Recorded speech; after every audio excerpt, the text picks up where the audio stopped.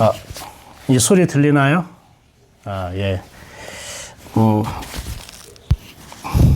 예, 잠시 오류가 났던 것 같습니다. 이제 소리가 들릴 것 같은데, 예, 고맙습니다. 예, 예. 다시 인사할게요. 샬롬, 반갑습니다. 예, 예, 전지선님, 예, 사모님, 예, 이게 코멘트 해주셔서 감사합니다. 간밤에 잘 주무셨습니까? 예. 이번 주도 이제 새로운 한 주가 시작됐습니다. 오늘 이사야 49장입니다. 오늘, 저는 아침 묵상할 때마다 이런 생각이 들어요. 최근에 하나님이 아침 밥상을 차려주는구나. 아침 식탁. 그 조식이죠. 그래서, 영혼의 양식, 그러한 하나님의 식탁. 우리가 지금 하나님의 식탁에 있다고 생각합시다.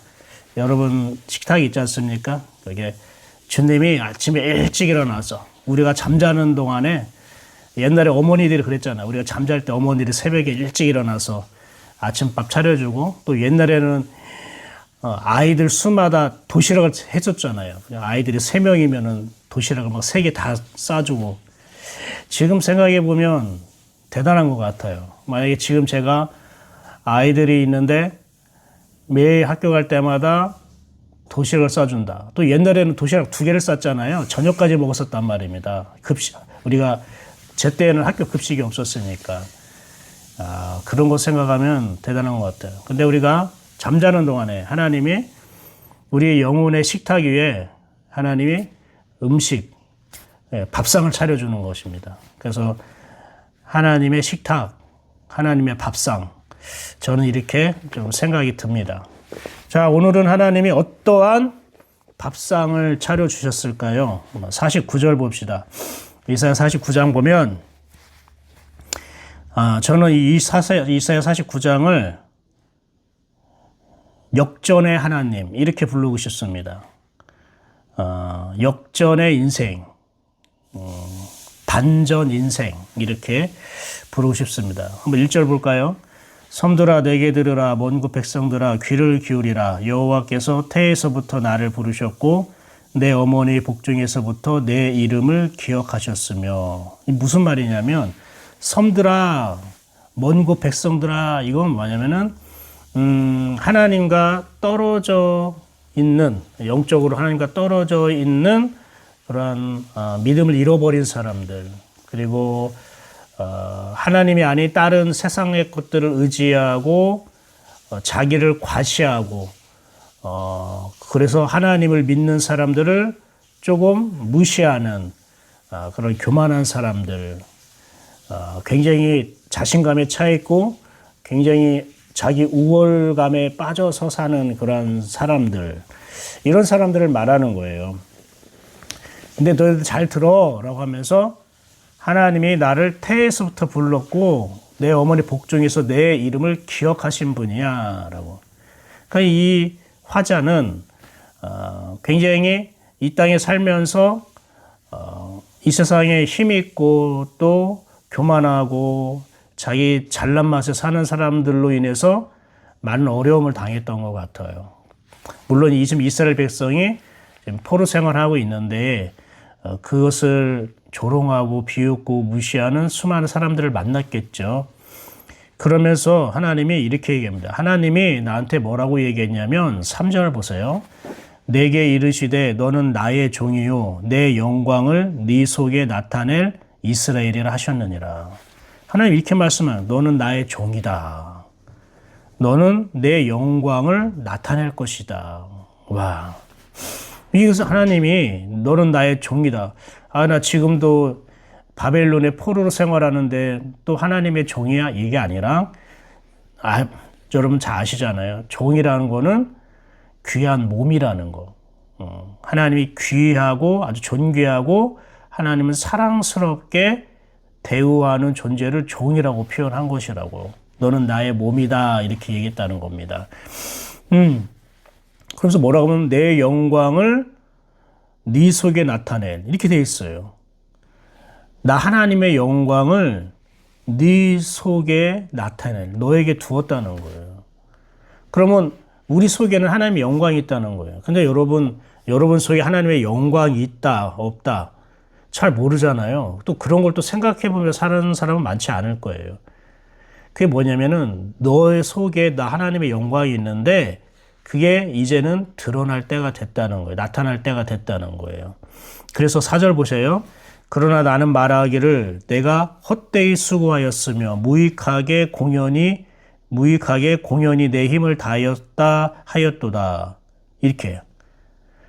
그러니까 하나님은 나를 내 안에 하나님의 영광을 두고 이제 이것을 드러내고 이 영광을 나타낼 때가 됐다고 말씀하셨는데 그러나 정작 내가 나를 생각할 때는 그렇지 못하다는 거예요. 어떻게 보이냐? 내가 헛수고하는 것 같아 맨날. 나는 맨날 쓸모없고 허무한 일에 내 힘을 다 쏟아버리는 것 같아. 그러니까 자기 인생을 좀 그렇게 바라보는 거예요. 되는 일도 없고 하는 일마다 실패하고 그리고 무익하고 헛되고 그리고 보람도 없고 기쁨도 없어.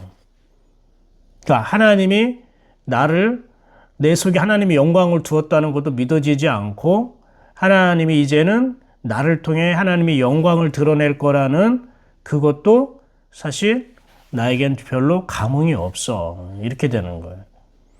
그런데 이렇게 4절 보세요. 참으로 나에 대한 판단이 여호와께 있고 그러나 나는 그렇게 생각하지만 난 내 자신에 대해서 그렇게 생각할지라도 모든 판단은 하나님께 맡길 거야 이런 뜻이에요. 그리고 나의 보응이 나의 하나님께 있느니라.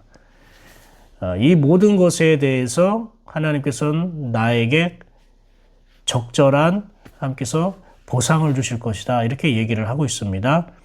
그러면서 하나님은 너가 지금 그렇게 생각하는 거는 너 자신에 대해서 헛되고 무익하고 쓸모없고 그러한 너 자신을 생각하는 것은 그건 잘못된 생각이란다. 나 하나님의 생각이 아니야. 그러니까 그 생각에서 네가 벗어났으면 좋겠다. 아니 너가 네 자신을 생각하는 그 생각으로부터 내가 벗어나게 해줄게. 내가 너를 어떻게 생각하고 있고 내가 너의 어떠한 계획을 갖고 있는지 이제부터 내가 얘기하마. 그래서 그 다음부터 5절부터 하나님이 스스로 헛되고 무익하고 가치 없다고 살아가는 사람들을 향해 하나님께서 이렇게 말씀하세요. 그래서 저는 49장이 역전의 인생, 역전의 신앙에 대해서 말씀한다고 보고 있어요. 그럼 하나님께서 뭐라고 말씀하셨을까? 5절 볼까요? 이제 여호와께서 말씀하시나니 그는 태에서부터 나를 그의 종으로 지으신 이시오 야곱을 그에게로 돌아오게 하시는 이시니 이스라엘이 그에게로 모이는도다. 그러므로 내가 여호와 보시기에 영화롭게 되었으며 나의 하나님은 나의 힘이 되셨도다. 여호와 보시기에 내가 영화롭게 되었다고 말하는 거예요. 스스로 실패했다고 헛된 인생을 살았다고 생각하는 자들에게 하나님 하신 말씀은 뭐냐면 여호와 보시기에 너는 영화롭게 되었다라고 돼요. 그럼 영화롭게 되었다는 게 뭘까? 이런 말씀 표현하고 있습니다. 야곱을 그에게로 돌아오게 하시니 무슨 말입니까? 하나님께로 돌아오게 하는 것이 하나님이 영화롭게 한다는 거예요. 주님께 돌아가는 것이 영화롭게 된다는 거예요. 여러분, 내가 주님을 영화롭게 한다는 게 아니라 지금 이 말씀은 나를 영화롭게 한다는 뜻이에요. 원래 우리가 하나님께 영광을 돌리고 우리가 하나님을 영화롭게 해야 되는 게 맞지 않아요? 일반적으로 우리는 그렇게 배워왔잖아요. 근데 하나님은 우리를 영화롭게 한대요. 정말 그래도 되는 건가? 우리가 하나님을 영화롭게 해야지 어떻게 하나님이 그 거꾸로 우리를 영화롭게 한다는가? 근데 가만히 보세요. 우리가 하나님을 거룩하신 하나님을 우리가 거룩하게 어떻게 해드릴 수 있나요? 우리가 하나님을 영화롭게 어떻게 해드릴 수 있나요? 감히 피조물인 내가 하나님을 내가 영화롭게 해드릴 수 있나요? 그렇지 않다는 거죠. 하나님을 영화롭게 하는 것은 하나님 자신이라는 걸 알아야 돼요. 우리 지난번에 얘기했잖아요. 내가 내 이름을 위하여, 나를 위하여 하나님께서 말씀하셨잖아요. 그것처럼 하나님은 나를 영화롭게 하는 게 하나님께는 영광이 되는 거라는 거예요. 참 이게 쉽게 받아들이지 않죠. 그래도 되는 건가 싶을 정도로. 근데 지금 말씀이 그러잖아요. 여호와 보시기에 영화롭게 되었다.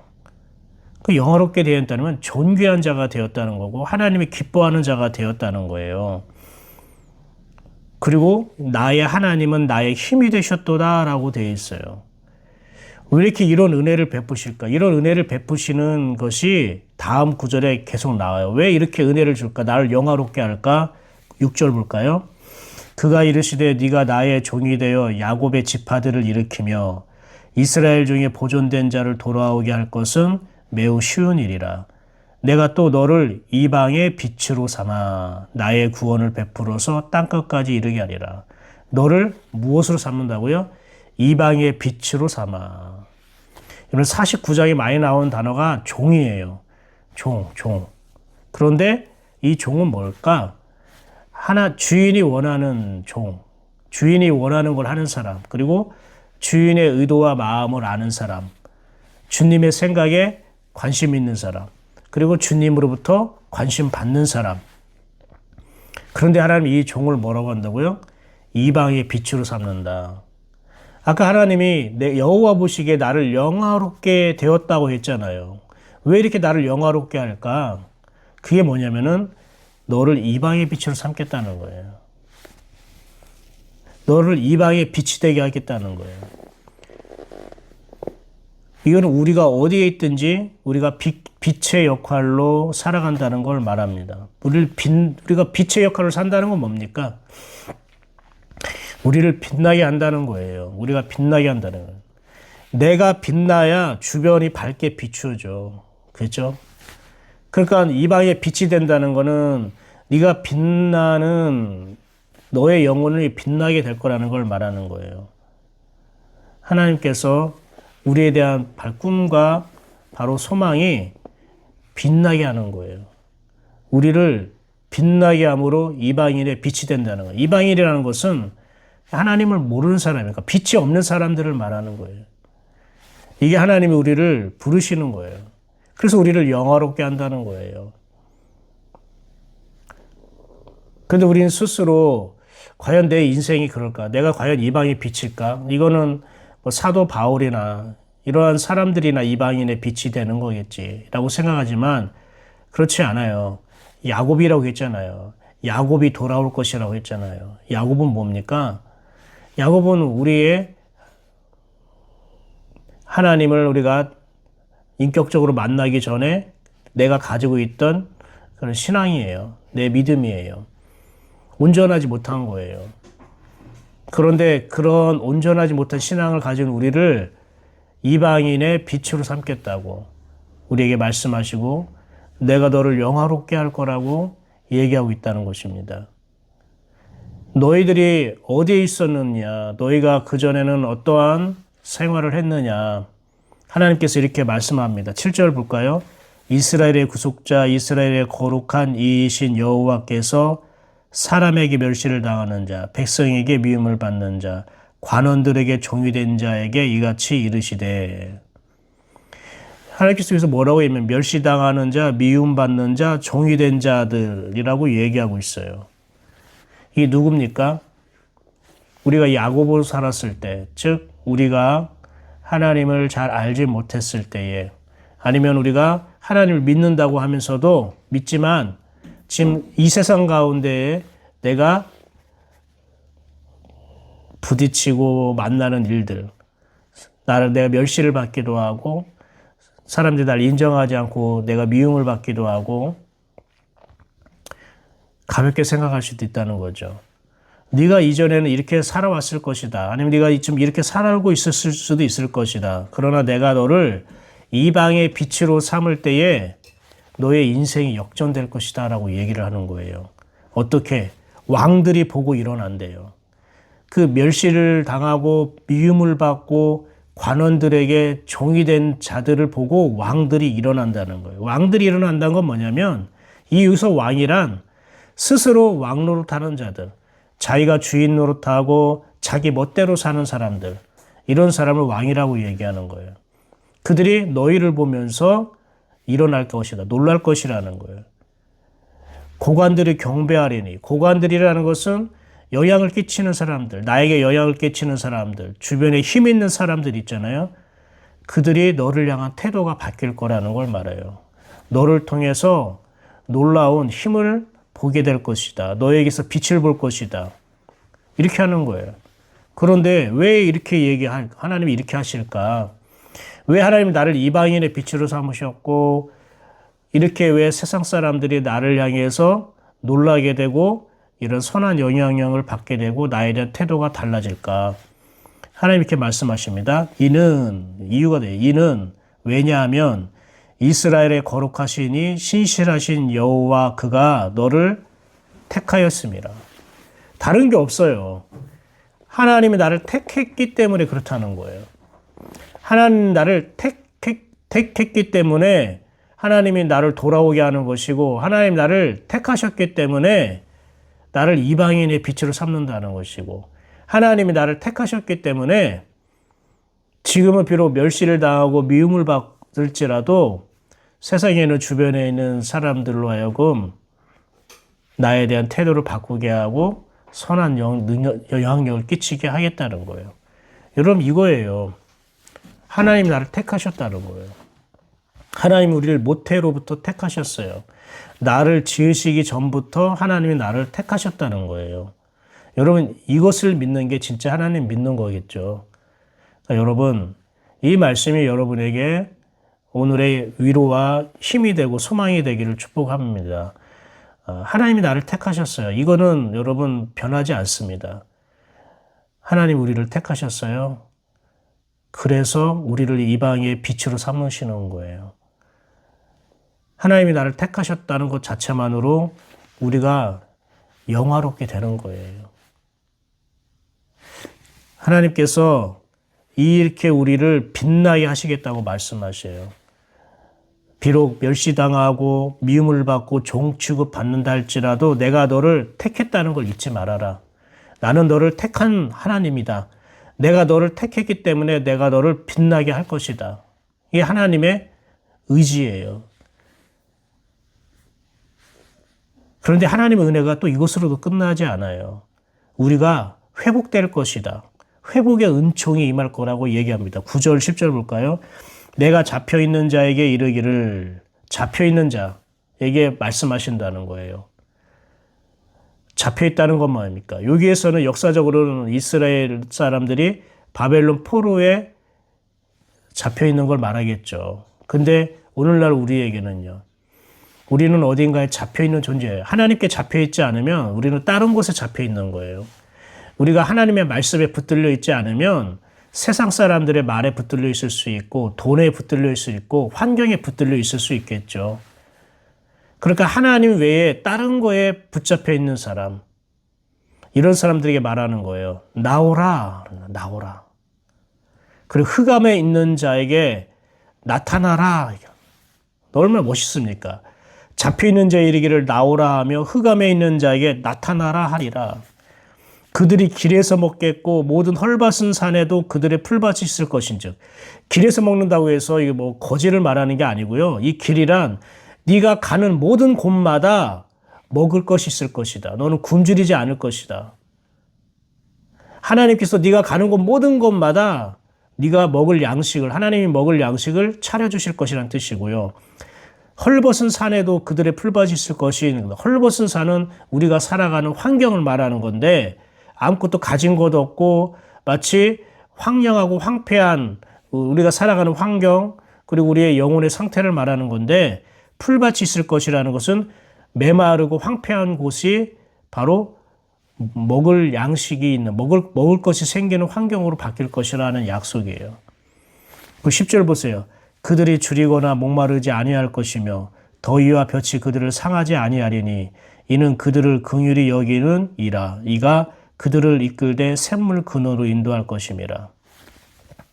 저는 이 9절 10절이 말씀 기도의 대상으로 삼았으면 좋겠어요. 제가 계속 말씀 기도, 말씀으로 기도하는 거 말씀하고 지금 강조하고 있잖아요. 9절 10절 여러분, 이것이 하나님이 우리를 향한 진심이에요. 여러분 이 두 구절을 가지고 오늘 말씀 기도로 한번 나아가 보십시오. 이 말씀을 그대로 기도로 한번 올려드려 보십시오. 이 말씀으로 주님과 한번 대화를 해보십시오. 주님, 제 마음을 이 말씀 앞에 드립니다. 주님, 이 말씀이 저에게 이루어지옵소서. 말씀이신 주님, 이 말씀대로 저를 인도할 줄 믿습니다. 9절 10절이요. 이게 하나님이 우리를 향한 소망이거든요. 회복의 은혜예요. 이렇게 회복될 거라는 것. 이게 하나님의 목적입니다. 다시 한번 읽어볼게요. 9절, 내가 잡혀있는 자에게 이르기를 나오라 하며 흑암에 있는 자에게 나타나라 하리라. 그들이 길에서 먹겠고 모든 헐벗은 산에도 그들의 풀밭이 있을 것인즉 그들이 줄이거나 목마르지 아니할 것이며 더위와 볕이 그들을 상하지 아니하리니 이는 그들을 긍휼히 여기는 이가 그들을 이끌되 샘물 근원으로 인도할 것임이라. 하나님은 우리를 샘물 근원으로 인도하실 것이라고 분명히 약속하십니다. 그래서 여러분 이 두 구절을 가지고 여러분 말씀 기도로 한번 나아가 보십시오. 그래서 하나님이 주시는 위로와 힘을 공급받기를 축복합니다. 그런데 사탄이 자꾸 우리를 의기소침하게 만들고 의심하게 만들고 자꾸 부정적으로 반응하게 만들어요. 14절 15절 한번 볼까요? 그래서 하나님이 이렇게 말씀하십니다. 14절 15절 오직 시온이 이르기를 여호와께서 나를 버리시며 주께서 나를 잊으셨다 하였거니와. 시온이라는 건 뭐냐면 하나님의 은혜를 사모하는 사람, 하나님의 은혜를 받는 사람을 말하는 거예요. 하나님의 이 말씀을 자기가 믿음으로 받아들여서 이 말씀대로 되길 원합니다. 이렇게 기도하는 자가 시온이에요. 그런데 이 사람, 시온에 있는 사람들도 때로는 이런 생각을 할 수 있다는 거예요. 여호와께서 나를 버리셨어. 주님께서 나를 완전히 잊어버렸나 봐. 이렇게 생각할 수 있다는 거예요. 그런데 그 생각에 속지 말고 하나님은 너를 이렇게 생각한다라고 말해요. 15절 볼까요? 15절. 여인이 어찌 그 젖먹은 자식을 잊겠으며 자기 태에서 난 아들을 긍휼히 여기지 않겠느냐. 그들은 혹시 잊을지라도 나는 너를 잊지 아니할 것이다. 나는 너를 잊지 아니할 것이다. 너는 나를 잊을지라도 나는 너를 잊지 않을 것이다. 보세요. 여호와께서 나를 버리셨어. 나에게 관심이 없어. 언제까지 하나님께서 나에게 이렇게 나 내버려 두고 기도 응답도 안 해주고 언제까지 내가 기다려야 돼. 하나님은 나를 잊으셨어. 이렇게 하나님에 대해서 서운하고 하나님께 불평하고 이렇게 부정적인 어떤 반응과 태도가 있는 사람들에게 하나님 이렇게 말씀하신다고요. 엄마가 어떻게 자기 젖을 먹은 자식을 잊어버릴 수 있니? 자기 태에 나선 아들을 어떻게 긍휼히 여기지 않겠니? 사랑하지 않겠니? 너는 나를 그렇게 생각할지라도 나는 너를 한시도 잊은 적이 없어. 나는 너를 잊지 않아. 이렇게 말씀하시는 거예요. 이게 하나님의 대답입니다. 이제 오늘 말씀을 정리하도록 하겠습니다. 오늘 49장은 회복의 신앙, 역전의 신앙, 우리의 삶의 반전을 주시는 하나님의 기가 막힌 섭리와 바로 사랑입니다. 우리는 마치 헐벗은 산과 같고요. 방황하는 길 위에 서 있는 것 같고요. 그리고 때로는 멸시받고 미움을 받고요. 어떤 열매도 없는 삶을 살아가는 것 같다고 느껴질 수가 있겠지만 그러나 하나님은 우리를 돌아오게 하시는 거예요. 야곱을 돌아오게 하신다는 거예요. 그 돌아온 자가 하나님이 영화롭게 하시는 것이고요. 그리고 그런 돌아온 우리를 하나님의 이방의 빛으로 삼는데요. 저는 이게 우리의 목적이 되었으면 좋겠어요. 하나님 나를 이방의 빛으로 삼아 주옵소서. 이방의 빛. 내가 누군가를 빛나게 해 주옵소서. 누군가를 빛나게 하려면 내 안에 빛이 가득 차야겠죠. 하나님 그렇게 하는 건 다른 이유가 없어요. 바로 내가 너를 택했기 때문에 그래. 내가 너를 택했기 때문에. 저는 이 하나님의 말씀이 여러분에게 참된 빛이 되었으면 좋겠고 힘이 되었으면 좋겠습니다. 하나님은 왜 이렇게까지 우리에게 소망을 주시고 위로를 주시고 희망을 주시는 이 약속을 하시는 겁니까? 그만큼 하나님 우리가 존귀한 자라는 거예요. 하나님 우리에게 버릴 것이 없다는 거예요. 나는 내가 못마땅하고 내 삶이 내 지나온 인생길이 아쉽기만 하고 후회스러울 수 있겠지만 하나님은 너에게는 버릴 게 전혀 없다는 거예요.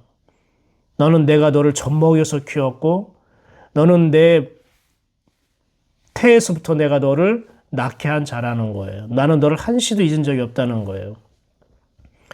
여러분, 하나님이 나를 버리셨다, 하나님 나를 잊으셨다 할 정도로 마음이 어려움이 있고 또 여러 가지 안타까움이 혹시 있습니까? 여러분, 그러한 생각에서 여러분이 빠져나오길 원합니다. 주님께서 말씀하셨잖아요. 붙잡혀 있는 자들, 사로잡혀 있는 자들을 나와라. 흑암에 있는 자들을 어떻게 한다고요?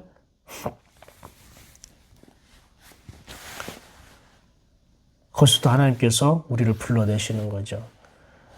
오늘 이 말씀을 주님과 나와의 그러한 거리가 조금 더 가까워질 수 있고요.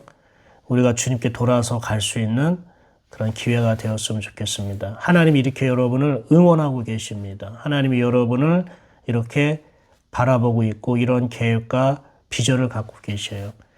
하나님의 계획은 반드시 이루어집니다. 하나님 말씀하신 거는 하나님께서 스스로 이루신다고 우리에게 말씀하셨습니다.